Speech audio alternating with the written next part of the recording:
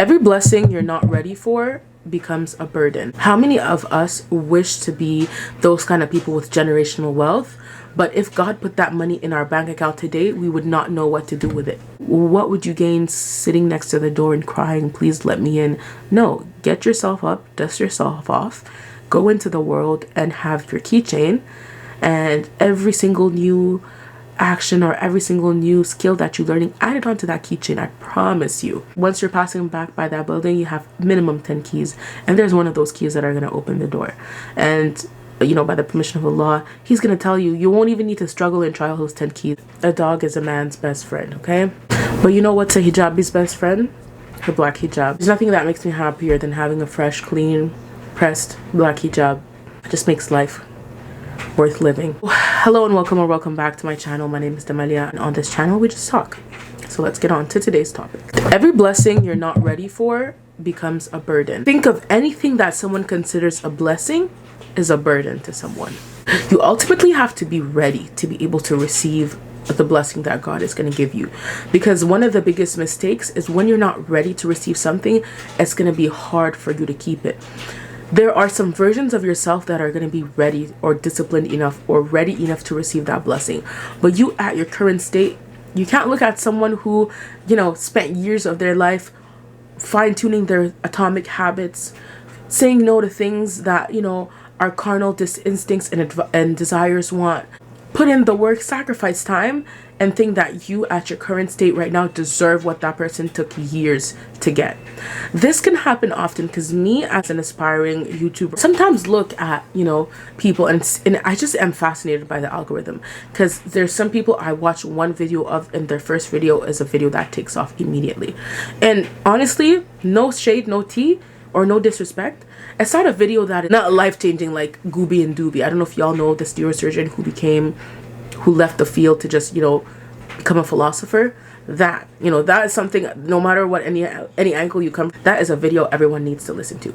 But someone be doing a vlog about, oh, come with me to, you know, history class, and it gets 1 million views, whereas someone is, you know, doing that for years and they don't get that traction on their first try. I used to always ask myself, like, is the content I'm putting out very different than what other people are doing? And for those of you who might like go back and scroll on my page, I've been trying to do YouTube for a long time now.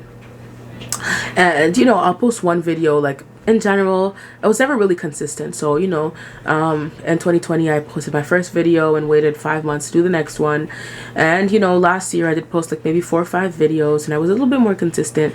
But, you know, I just didn't feel like I didn't build the habits. Like, I didn't find my space. I didn't have a roadmap. I'm digressing too much, but like we said, let's go back to the prompt in the beginning. A blessing you are not ready to receive becomes a burden. And let's see a few cases where this is like, where we can illustrate the trueness of this statement. I know all of you guys, while we're saying this, we're talking about money. How many of us are just not good with money? How many of us wish to be those kind of people with generational wealth? But if God put that money in our bank account today, we would not know what to do with it. You know, you always aspire and think about things you do, like, I'll open an orphanage, I'll open a hospital, I'll donate, I'll give all of it to my parents, I'll retire them immediately. But as soon as the money comes into your account, you're a completely different person.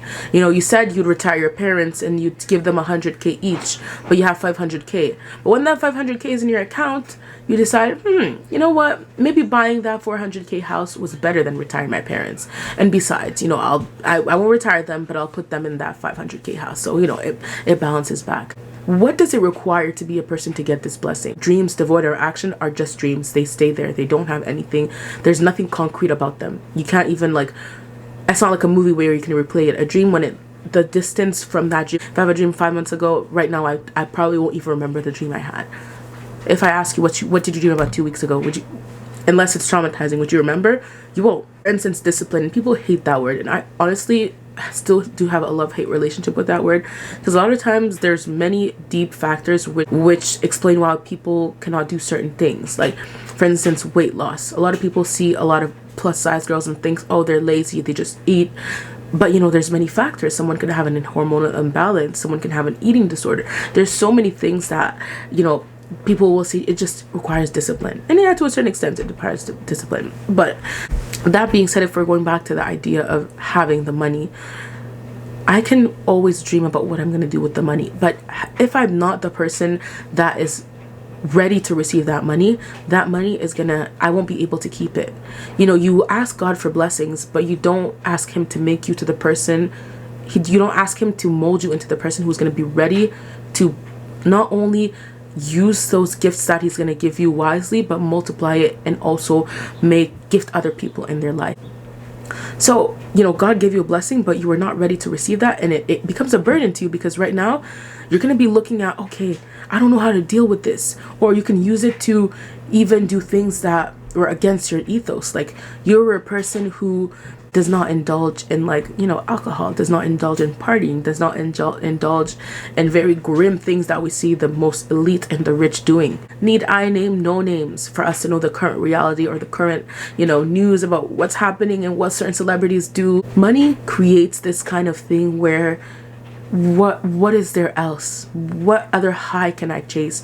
Because for the most of us that are in the bottom or like in the middle class, we think that money is going to be the solution to all of our problems. If I magically wake up tomorrow with my $1 million, I'm good. But I'm telling you here firsthand that if you're not ready or prepped, or the person who's molded to have like a different perception of money, it's just gonna taunt you. Many times I had more money in my bank account than I've ever had in my life, and it has done nothing but stress me, because I'm like, okay, what do I do with this? What do I do with that? And when in other points of my life where I'm more content with what I have, I'm not stressing. Like, I know I'm good. Like, I know that money is gonna stretch until whenever I get new money. For those of you who guys are Canadian, during our pandemic, the government was giving money left and right. Like, you would literally get 2K in your bank account every 2 weeks. So you'd get 4K every week. Or actually maybe 1,000 every two weeks, something like that. But 18-year-old me had no business getting that much money. And this is actually one of the proofs of when you're not ready to have a certain blessing, you won't know how to keep it. Because I was doing things like, of course, many of the things that I was able to purchase were like useful for me. Like, I got my MacBook with that. But a lot of things I blew the money on that were quite frankly stupid. Like, I remember I redid my room. I went to IKEA, I bought me a bunch of stuff. Half of them are not even in my room anymore because I wasn't the one to really maintain the stuff I have. So for instance, I'll just like my drawers, I'd like close them, overboard them, make them fall. Or like my desk, I like not keep it clean. Like, I'd just like scribble on it and stuff like that. So I bought that, but I was not the person needed to keep those kind of things clean, and they're not even here anymore. Whereas right now, you know, I took the time and got myself new furniture. This bookshelf has been here, scale 3, for the past 2 years, and that's just because I was ready to be able to keep that furniture intact. I have a glass desk, if y'all can see, nothing, no scratch, glass desk. I have a white chair that I'm sitting on. Perfect. No nothing, no makeup stains, nothing. And I know that this might seem like a very, like, you know, I'm going off track, but they all mean something. Like, just something as simple as furniture, if you're not in the kind of person who takes care of what they have, you won't be able to keep it. But had I been mentally ready to get that money and maybe invested it, or maybe invested into a business or something. By the way, I'm saying invest, but as Muslims, you know, we have different, you know, set of rules when it comes to investing. Or had I bought myself a car, you know, I would have been in a different space. But all that to say, there's no what ifs, because everything happens. Qadar of Allah wa ma shafa, everything happens by the will of Allah. I think I'm not here to say, oh, what if I. But when you're not ready to receive something, no matter how much you think you are ready to do that, it might even become a burden. Because sometimes I'm even thinking about it, I'm like, oh my God, like, I literally could have done so much. Like, I could have opened up a venue, I could have got myself a car, I could have done so many things that right now I would not even be thinking about was I ready to, you know, receive that money. But I wasn't ready.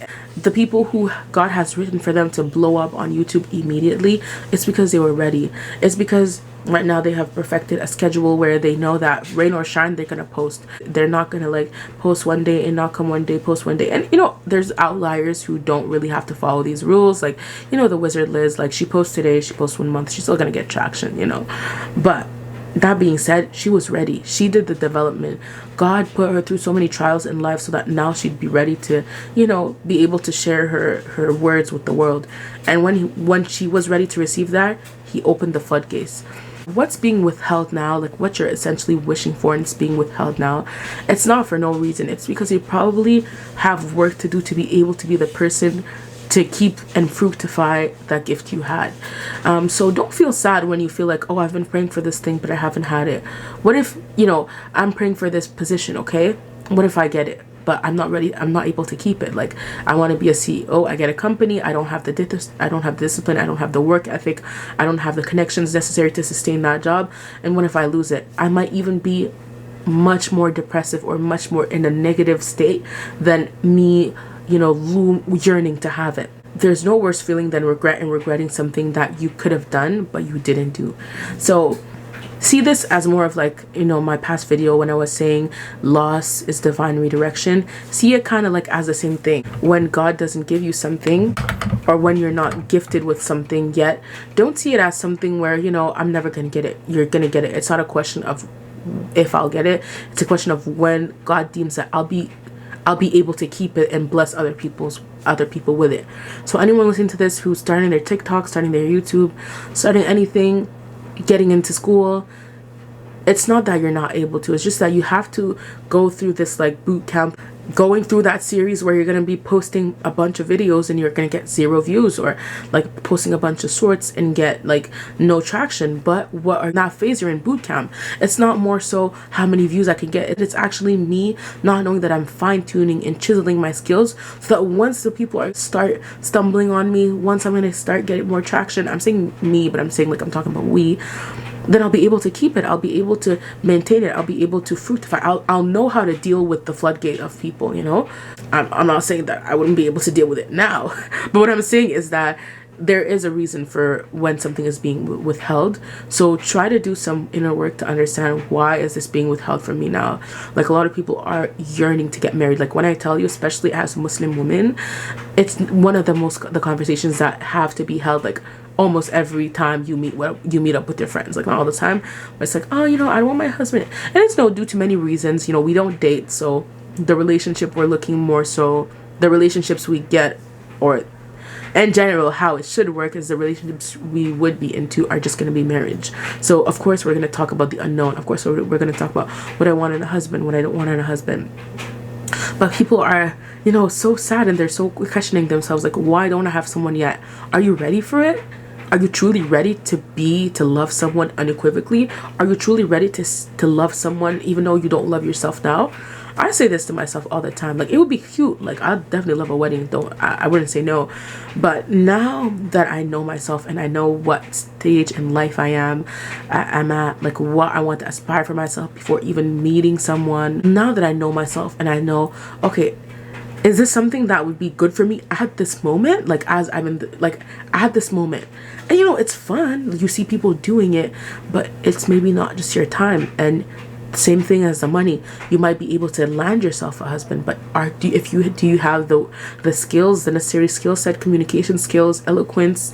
Do you have the necessary like empathy, emotional intelligence to keep him? No. And I guarantee nothing hurts more than being unready for a certain gift and getting it and losing it, because it can take a lot of time for you guys to heal and understand that, okay, it's not me, maybe I was just not ready at that time.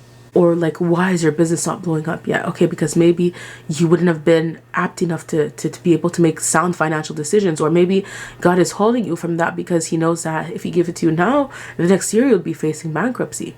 So essentially, I'm going to say 2 things to end this video. First off, be happy and content with what you have right now, because this means you've passed this test to be able to get that now.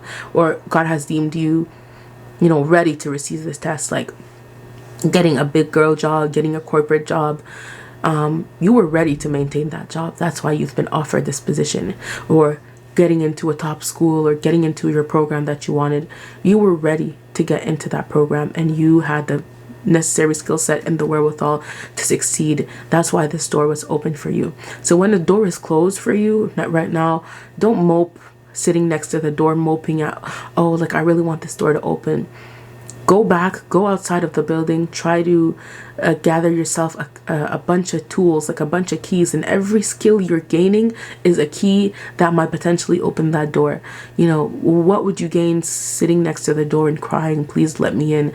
No, get yourself up, dust yourself off, go into the world and have your keychain, and every single new action or every single new skill that you're learning, add it onto that keychain. I promise you, once you're passing back by that building, you have minimum 10 keys, and there's one of those keys that are going to open the door.